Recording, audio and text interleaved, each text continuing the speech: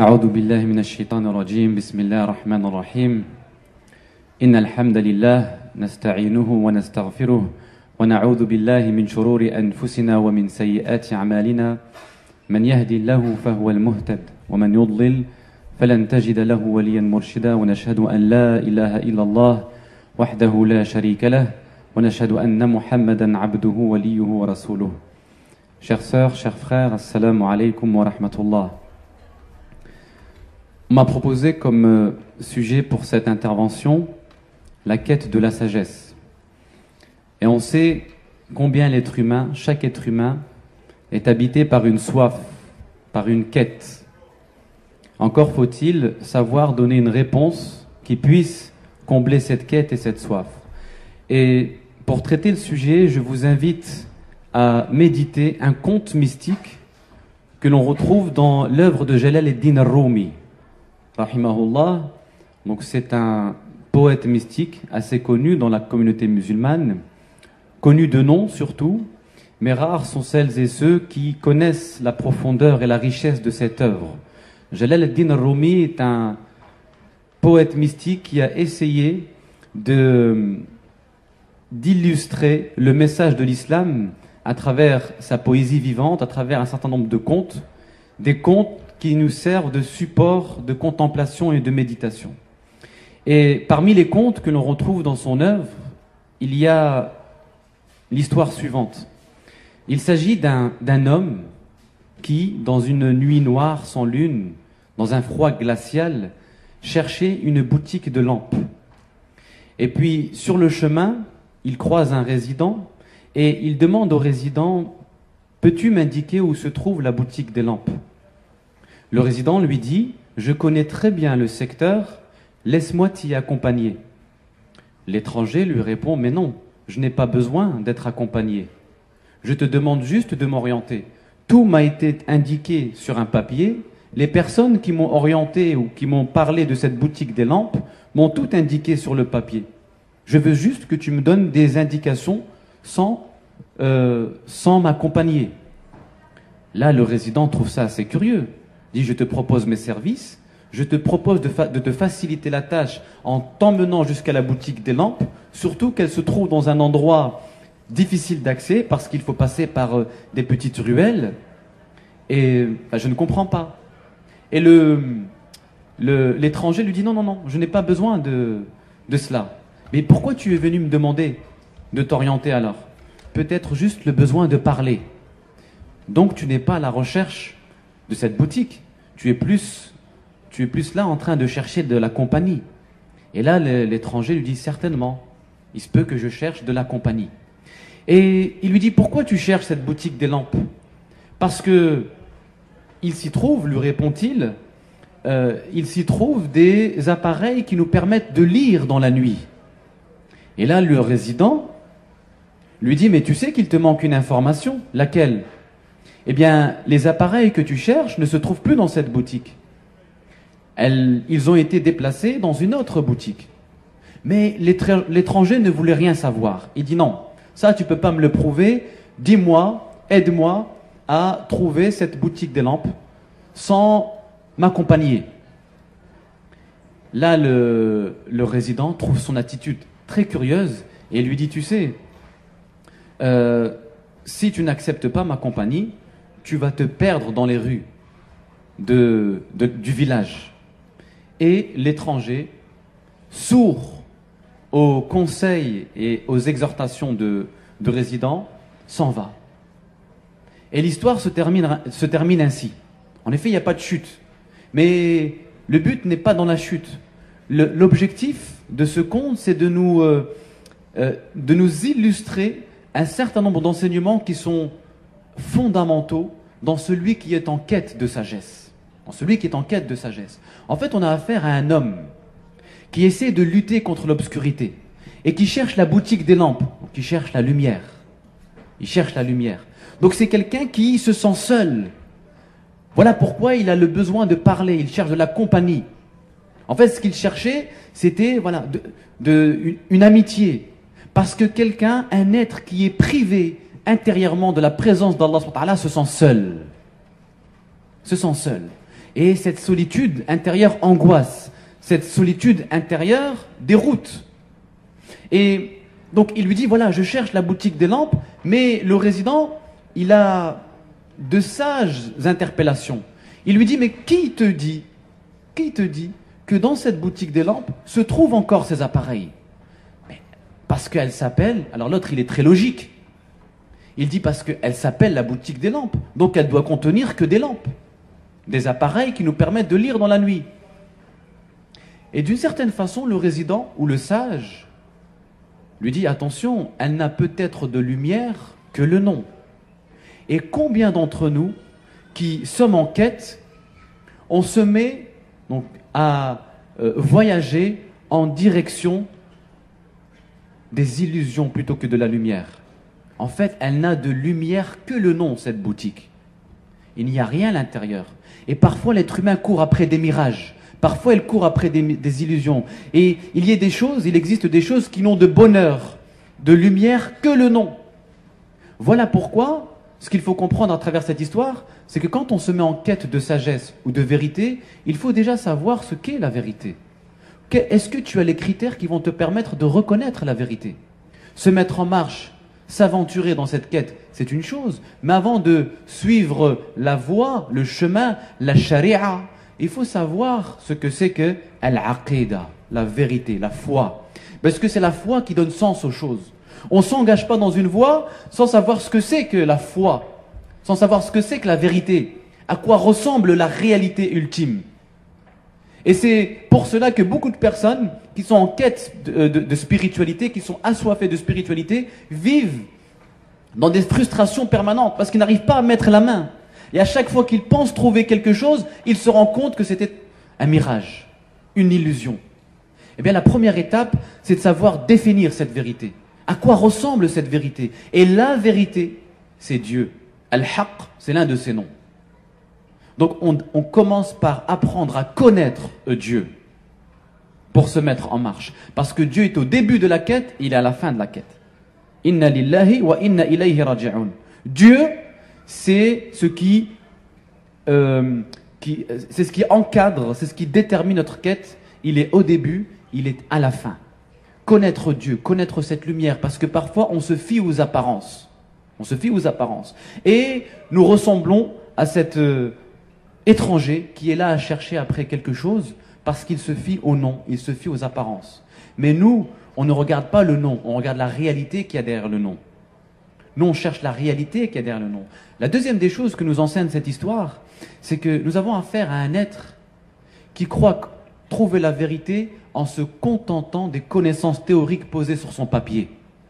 En fait, il se fie à ses connaissances livresques. Ce qu'on lui a écrit sur le papier, on lui dit voilà, tu vas trouver la boutique des lampes à tel endroit, tu passes par tel chemin. Donc il a un papier et il suit bêtement. Et il refuse la compagnie de quelqu'un qui a l'expérience de l'endroit, qui a fait l'expérience de la réalité, qui a fait l'expérience de la vérité. Et c'est ça en fait, c'est qu'aujourd'hui on est dans un système qui nous apprend à penser par nous-mêmes.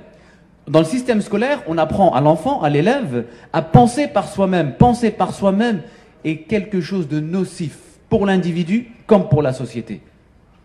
Ça vous semble étrange, mais en fait, l'autonomie que prend la société est l'ennemi de la liberté. Et il faut bien distinguer ce qui relève de l'autonomie et de ce qui relève de la liberté. L'islam nous enseigne à être libre, mais pas à être autonome. Parce que l'islam nous dit que nous dépendons les uns des autres. Et que le véritable savant, nous dit un hadith du prophète sallam, est celui qui se nourrit du savoir de l'autre. Donc on pense par soi-même. Si on l'entend dans le sens où je pose des questions, j'interpelle, j'interroge et je ne suis pas bêtement, mais tout en ayant l'humilité de reconnaître ses limites intellectuelles et le besoin de profiter des lumières de l'autre. On interagit. Parce que certains pensent avoir le monopole de la vérité, pensent avoir les meilleures idées, le monopole de l'universel. Et cette histoire nous dit non, tu as toujours besoin d'une compagnie, de ceux qui ont l'expérience. Parce que la théorie, ça ne suffit pas. Vous savez, quand on parle de connaissances en islam, on met beaucoup l'accent sur le savoir et pas assez sur la sagesse. Et que l'objectif du musulman, de celui qui est en quête, c'est de trouver la sagesse. et pas forcément le savoir. Le savoir n'est qu'une étape dans l'accès à la sagesse. Le savoir n'est qu'une étape. Et beaucoup d'entre nous s'arrêtent à mi-chemin. Une fois qu'ils ont un peu de savoir, en sciences islamiques ou dans d'autres domaines, ils s'arrêtent et ils pensent qu'ils ont atteint leur but. Non, le savoir n'est qu'une étape. Le but, c'est de devenir un sage. C'est de devenir sage dans la vie. Nous avons tout sage et savant. Tout savant n'est pas forcément sage. Nous avons des savants, qui ont une culture islamique impressionnante, ce sont des encyclopédies marchandes, mais qui n'ont aucune sagesse dans leur attitude, qui parfois deviennent le suppôt des dictatures. Aucune sagesse dans leur pratique. Pourquoi? Parce qu'ils sont arrêtés à mi-chemin. Ils pensent que parce qu'ils ont Sahih al-Bukhari et Muslim dans la tête, c'est bon. Ils sont devenus des érudits. Non, non, non, non. C'est pas l'objectif, le savoir. Le savoir n'est qu'une étape pour accéder à la sagesse.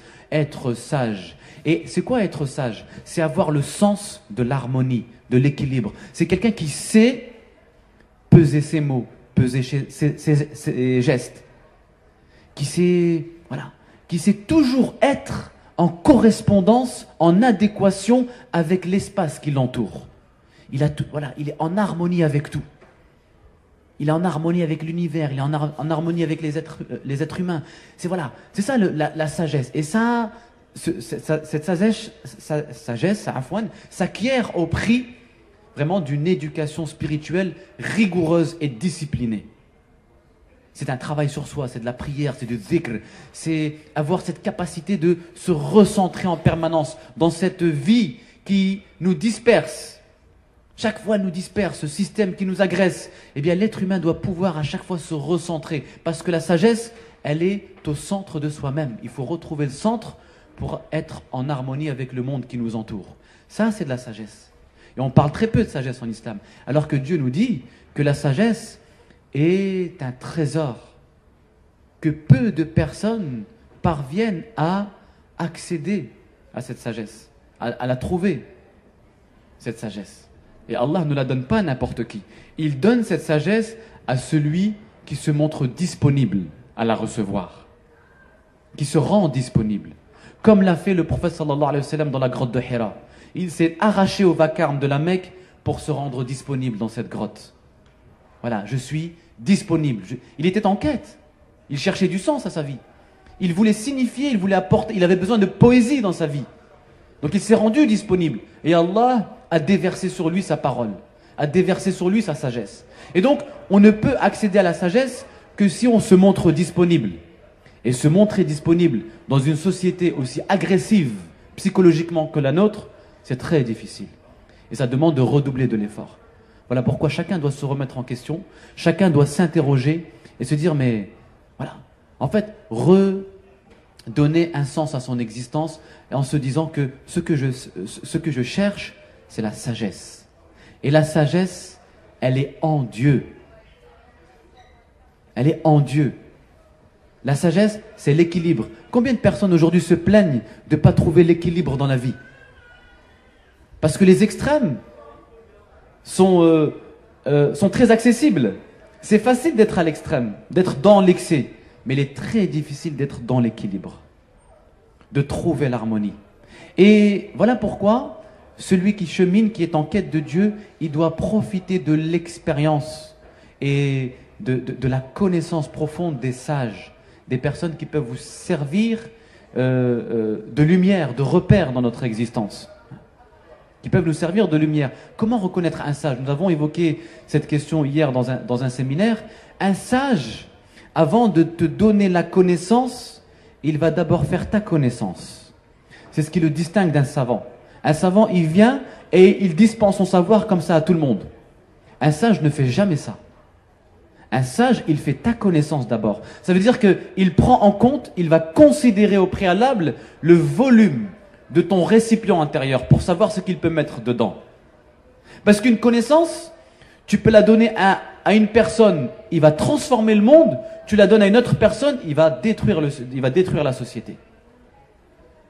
Donc on ne donne pas la connaissance n'importe comment à n'importe qui. On fait en fonction de la disponibilité et du récipient intellectuel que nous avons en face de nous. Et ça, seuls les sages savent agir de cette façon. Il fait d'abord ta connaissance. Il va il va t'accompagner, comme l'a fait Al-Khidr avec Moussa alayhi salam dans Sourate Al-Kahf. Et Al-Khidr le dit à Moussa. Il lui dit, mais tu sais, tu ne seras pas capable d'entendre ce que j'ai à te dire. Tu n'es pas capable de recevoir cette connaissance que Dieu m'a donnée, cette sagesse que Dieu m'a donnée. Et là, il parle à Moussa alayhi salam. Moussa alayhi salam qui fait partie de Ulul Azm, les prophètes doués de fermeté. Nuh, Ibrahim, Moussa, Isa, Muhammad alayhi salam. Celui qui a fait preuve de patience, de persévérance face à un peuple très obstiné. Eh bien, Al-Khidr, lui, tu ne seras pas patient. Parce que, en fait, pour devenir un sage, il faut commencer par être un disciple, un élève. Et même pour être un élève, il y a un apprentissage au préalable. N'est pas élève qui le veut. N'est pas disciple qui le veut. Dans le système égalitariste qui est le nôtre aujourd'hui, on vous dit que tout le monde peut accéder au savoir, sous couvert d'égalité. Mais c'est pas comme ça que ça marche en réalité. C'est pas comme ça que ça marche. N'est pas élève qui le veut, parce que dans élève, il y a le principe d'élévation. Dans disciple, il y a la notion de discipline. Est-ce que tu es digne d'élévation? Parce qu'il faut que tu te rendes digne d'être élève. Et le Khidr qui dit à Moussa, tu veux être mon disciple? Est-ce que tu en es digne? Est-ce que tu es digne d'avoir accès à la sagesse? Et ça, c'est très important. Et Moussa alayhi salam, lui, il est persuadé. C'est un prophète. C'est l'interlocuteur privilégié d'Allah subhanahu wa ta'ala. C'est l'élu de Dieu. Donc lui, forcément, on se dit, mais bien entendu, si lui n'est pas digne de recevoir la sagesse, alors l'être humain lambda que nous sommes. Et là, le Khidr lui dit, d'accord, je te pose une question. Tu ne me poses pas de questions. Suis-moi, une condition, tu ne poses pas de questions. Et c'est encore une fois toute la différence qu'il y a entre le sage et le simple savant. Parce que le savant, quand il transmet son savoir, il invite ses élèves à poser des questions. Le sage, quand il dispense sa sagesse, il invite ses élèves à ne pas poser de questions. Parce que il discipline la curiosité du disciple qui a en face de lui avant de lui transmettre sa sagesse. Parce que pour bénéficier de la sagesse, pour être le réceptacle de la sagesse, il faut d'abord mettre de l'ordre dans l'esprit du disciple. Il faut calmer sa curiosité intempestive. Il faut discipliner sa curiosité. Parce que dans le bruit intellectuel, on ne peut pas. Dans l'agitation intellectuelle intérieure, devant quelqu'un qui nous transmet un savoir, il y a beaucoup de choses qui nous échappent. Donc le sage, qu'est-ce qu'il fait? Il te dit, tu ne poses pas de questions. Mets de l'ordre dans ton esprit. Discipline ta curiosité. Et écoute ce que j'ai à te dire. Et ensuite, imprègne-toi du savoir avant de poser des questions. Ça veut dire que le sage, lorsqu'il te transmet sa sagesse, il te pousse à intérioriser le savoir. Le savant, quand il transmet son savoir, il ne favorise pas l'intériorisation. Certaines personnes, lorsqu'elles reçoivent un savoir, elles l'extériorisent directement. Parce que l'être humain, surtout le consommateur moderne, c'est quelqu'un qui a tendance à l'extériorisation, qui a toujours besoin d'extérioriser. Mais celui qui porte la foi, celui qui se dirige, qui s'oriente vers Allah subhanahu wa ta'ala, doit apprendre à intérioriser, à se centrer sur lui-même. Et ça, le sage, c'est ce qu'il apprend à son disciple. Il lui dit, vas-y, tu as un savoir, intériorise. Laisse ce savoir faire effet sur toi, agir en toi, avant d'aller le transmettre, avant d'aller faire du bruit. Et c'est pour ça que la révélation, après la première révélation, Iqra, il y a eu une interruption de la révélation divine, comme vous le savez, pendant plusieurs mois. Pour quelle raison? Parce que Allah, qui est le sage par excellence, a laissé le temps au prophète de s'imprégner de ses premières paroles. D'abord, imprègne-toi. Et c'est ça en fait, parce que si on ne laisse pas le savoir faire effet sur nous, ça reste de l'information stockée dans le mental. Un savoir, quand il n'agit pas en l'homme, n'est qu'une simple information posée dans le cerveau. Il ne devient, ce savoir se transforme en sagesse que lorsqu'il opère une transformation en l'être humain. Voilà pourquoi le sage ou celui qui est en quête de sagesse, il va chercher une connaissance ou il va chercher un savoir qui nourrit sa foi et non pas le savoir qui va simplement cultiver son ego. qui va simplement cultiver son prestige intellectuel, qui va simplement lui permettre d'extérioriser, de bavarder, de discuter, de débattre. Parce que celui qui est en quête de sagesse, il cherche la vérité. Il ne cherche pas des arguments. Il faut bien distinguer ceux qui, dans leur cheminement intellectuel, sont en quête d'arguments de ceux qui sont en quête de vérité. Il y a des gens qui cherchent que des arguments pour pouvoir débattre avec les autres. Parce qu'ils sont victimes de cette culture du clash dans cette société du spectacle. Où, voilà, les gens aiment se mettre en spectacle, aiment clasher, neutraliser. C'est pas de la sagesse, ça. Ça, c'est du bruit, c'est du vacarme intellectuel. Et beaucoup d'entre nous sommes tombés dans ce piège-là, de la polémique futile. Alors qu'Allah subhanahu wa ta'ala nous dit dans Surat Al-Kahf,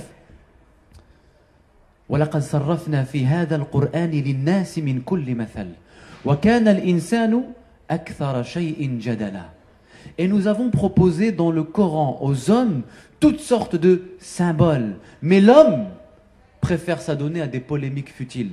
Ça veut dire que plutôt que d'utiliser le Coran ou le livre déployé qui l'entoure comme support de contemplation, il est là à se perdre dans des polémiques futiles. Il est là à bavarder, à discuter de choses qui parfois dépassent son intelligence. Allah te dit non, non, non, non, tais-toi, voilà, le Coran est un réservoir de symboles.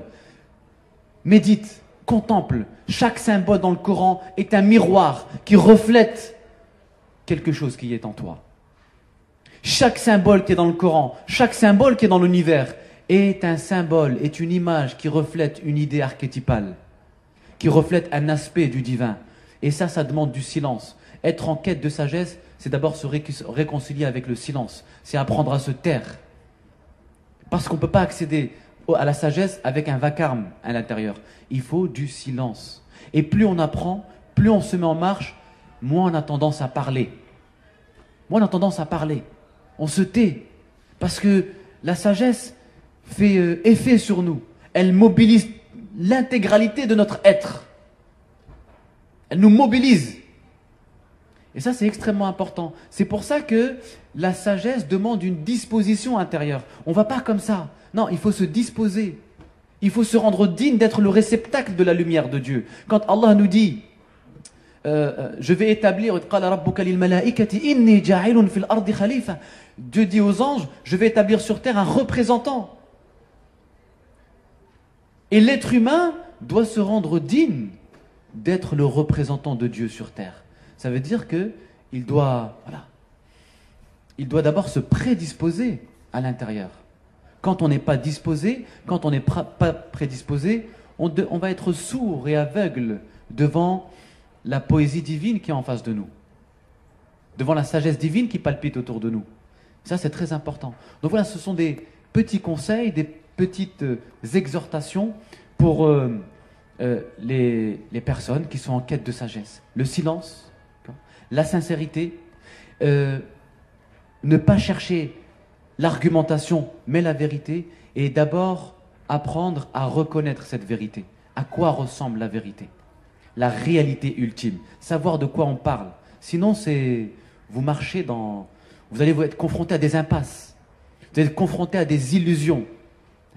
À beaucoup d'illusions qui vont engendrer en l'être humain des frustrations. Et le prophète sallallahu alayhi wa sallam, c'est quelqu'un qui a changé sa communauté avec le silence bien plus qu'avec des mots. Aïcha radhiyallahu anha nous dit, quand il parlait, ces mots pouvaient être comptés sur les doigts de la main. Ses compagnons, lorsqu'ils le décrivaient, ils disaient, il était toujours méditatif. Il parlait peu. Et lorsqu'il parlait un langage synthétique. Et vous savez, avoir un langage synthétique, c'est l'une des caractéristiques du sage. Parce que le sage, quand il parle, il va à l'essentiel. Il va dans les choses profondes. Il entre dans le cœur des choses. Celui qui manque de sagesse se perd dans les détails. Il est beaucoup dans les détails, dans le bavardage. Le sage, il dit beaucoup de choses en peu de mots. Il dit beaucoup de choses en peu de mots. Et celui qui manque de sagesse emploie beaucoup de mots pour ne rien dire. C'est toute la distinction. Le Coran, la manière dont il raconte les histoires, sont empreints de sagesse. On voit que c'est un langage synthétique. D'ailleurs, la langue arabe, c'est une langue qui est synthétique. Chaque mot est polysémique. Chaque mot a plusieurs significations. Et vous savez comment Allah raconte les histoires dans le Coran, c'est-à-dire de manière éparpillée, de manière dispersée, sans respecter forcément un ordre chronologique, c'est un signe de sagesse. Ça c'est pour éduquer le croyant, celui qui entre en dialogue avec le Coran, éduquer le croyant à toujours concentrer son intelligence sur l'essentiel. Ne te perds pas dans les détails. Si je ne respecte pas l'ordre chronologique, si je fais l'économie de certains détails dans l'histoire, c'est parce que tu dois te concentrer sur l'essentiel. Des fois, je ne cite pas les noms, je ne cite pas les dates, je ne cite pas les lieux dans le Coran, parce que ce n'est pas le plus important. Je raconte uniquement ce qui peut servir à ton éducation spirituelle, à ton cheminement intérieur. Sauf que parfois, on a des personnes, et parmi les commentateurs du Coran, qui ont essayé d'apporter des éclairages historiques à certaines histoires dont on pouvait se passer. Ils nous apportent des détails, on nous cite les noms des personnes qui ne sont pas citées dans le Coran, des lieux. Mais si Dieu a fait l'économie de ces détails-là, c'est pas parce qu'il a oublié. Et donc c'est comme si on voulait combler le vide que Allah aurait laissé. Non. C'est parce que s'il n'a cité que ça, c'est que ce passage suffit. Et que c'est à l'être humain de savoir être synthétique, de ne pas chercher des détails. Parce que le Coran, pour être compris, a besoin d'une intelligence synthétique. Et l'intelligence synthétique s'acquiert au prix d'un long cheminement spirituel. Une intelligence qui sait aller vers l'essentiel. C'est pour ça que Ulul Albab dans le Coran, on doit le traduire par ceux qui sont dotés, je reprends la traduction de Maurice Gloton, ceux qui sont dotés de conscience quintessentielle. Parce que Ulul Albab, Albab, qui vient du mot l'aube, c'est le pluriel de l'aube, veut dire le noyau. Donc le noyau, c'est ce qui est à l'intérieur d'une écorce, de l'écorce, al-qishr. Et donc ceux qui sont dotés d'une conscience capable de briser l'écorce pour atteindre le noyau, la quintessence, l'essentiel, le cœur du message. Et c'est cette intelligence que nous devons développer si nous voulons avoir accès à la sagesse d'Allah subhanahu wa ta'ala. Wallahu a'lam. Merci pour votre attention. Wassalamu alaikum wa rahmatullahi.